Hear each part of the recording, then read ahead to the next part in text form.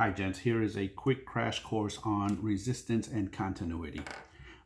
When we're talking continuity and resistance, we're talking the ability for electrons to flow from one probe to another in the case of our test. Okay, so we have our two probes. Right now our screen reads OL for overload, meaning infinite. That means the resistance to electron flow is infinite because they can't flow from one probe to another because they're separated. Now if I was to touch them, in theory, it should drop to 0. It actually drops to 0.6, which is negligible. It's minuscule. So this is essentially a short. Electrons are able to flow from one to another. This is an open. They are not able to flow from one to another. Now, if we have a cable in between, we put that there and this over here. Again, in theory, it drops down to 0.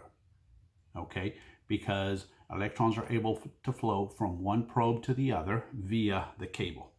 Now, if we happen to have a resistor like I just happen to have in this case, this is a 560 ohm resistor. Okay, so if I put my probes on either side, it should give me right in the neighborhood of 560.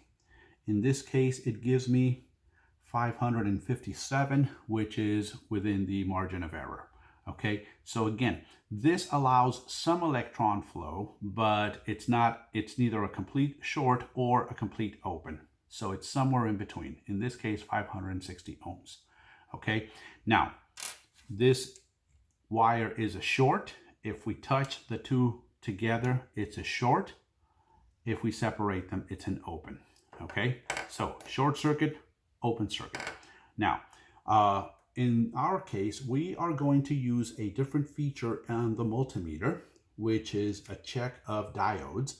What that does is it also gives us an overload, but it has the feature of a tone when we have a short. So as I touch these together, it gives me a tone, an audible tone, so that I'm able to confirm that it's a short without having to look at the screen. So when we are checking a wire for continuity, I can see that this wire works, okay? There's no break inside. There's current flow from one end of the wire to the other. Now, by the same token, we are going to check this cable to make sure that there's continuity between the pins, okay? Now, in the case of the DB9, we are not able to put our probe inside the holes to check for continuity. We can't make contact with the metal inside. So I have made these little whatchamahooyas out of paper clips just so that I have the ability to go inside of that. So I'll take the red one, I'll put it on my red probe. This is what it looks like, and it gives me a nice small pin to go inside the connector. So I'm going to put it in the uppermost left contact.